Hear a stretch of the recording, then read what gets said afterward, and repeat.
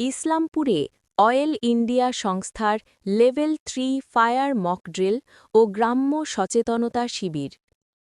তেল পাইপলাইনের নিরাপত্তা ও দুর্ঘটনা মোকাবিলায় সাধারণ মানুষকে সচেতন করতে লেভেল 3 ফায়ার মক ড্রিল ও গ্রাম্য সচেতনতা শিবিরের আয়োজন করল অয়েল ইন্ডিয়া সংস্থা। বুধবার ইসলামপুর থানার গুঞ্জুরিয়া গ্রাম পঞ্চায়েতের দক্ষিণ অলিগঞ্জ প্রাথমিক বিদ্যালয়ের পার্শ্ববর্তী মাঠে এই সচেতনতা শিবির অনুষ্ঠিত হয়।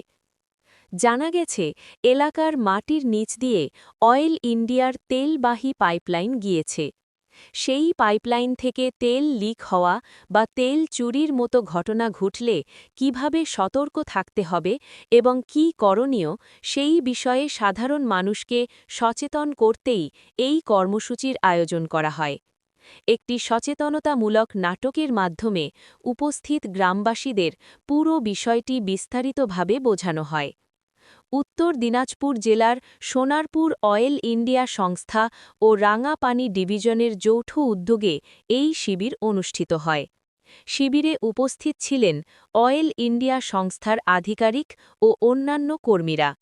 এছাড়াও উপস্থিত ছিলেন গুঞ্জুরিয়া গ্রাম পঞ্চায়েতের প্রধান মোহাম্মদ হুদা, উপপ্রধান দুঃখীরাম মণ্ডল, দক্ষিণ অলিগঞ্জ প্রাথমিক বিদ্যালয়ের প্রধান শিক্ষিকা মৌসুমী বিশ্বাস সহ বিদ্যালয়ের অন্যান্য শিক্ষক শিক্ষিকা সহ স্কুলের ছাত্রছাত্রীরা এবং এলাকার বহু সাধারণ মানুষ।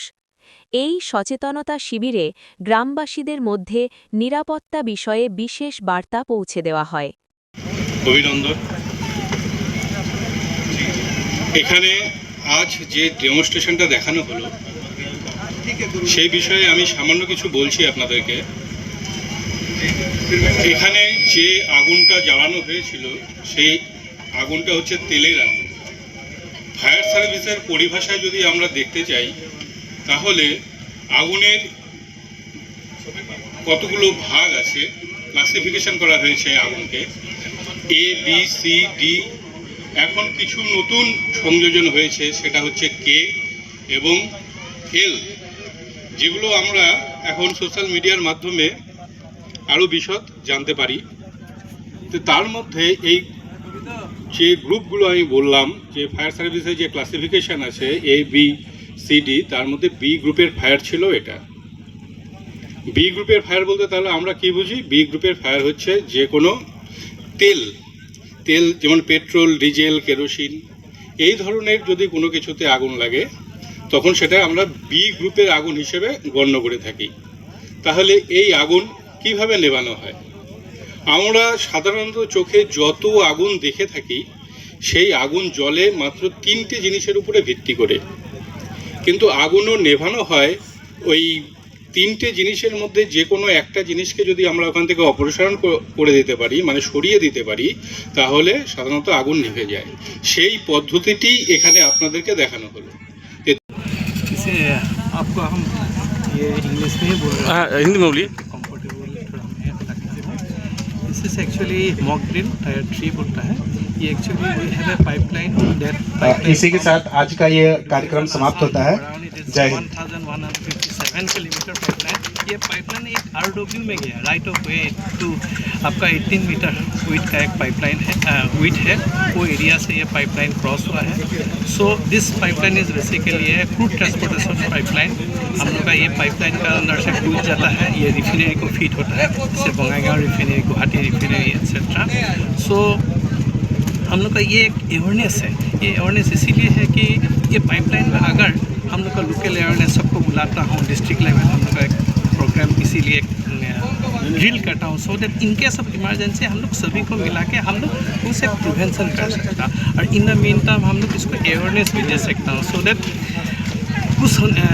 दैट कोई हमें आके कोई एनक्रोचमेंट नहीं करना नहीं चाहिए, कोई कुछ ट्री प्लांटेशन ये सब होना नहीं चाहिए, सो दैट ये पाइपलाइन फ्री ऑफ आरडब्ल्यू होना हम लोग का ऑब्जेक्टिव वही है।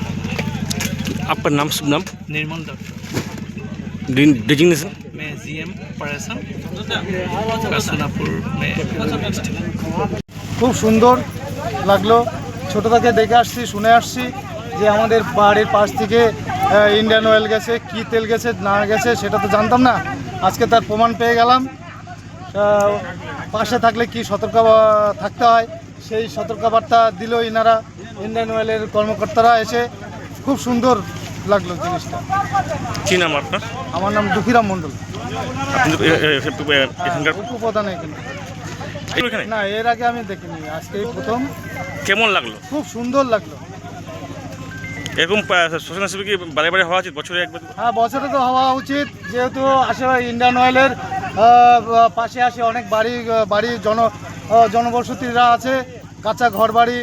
ভবিষ্যতের জন্য এরকম অ্যাক্সিডেন্ট না হয় তার একটা সংরক্ষণের একটা ট্রেনিং দিল, মকডেল দিল। খুব সুন্দর লাগলো।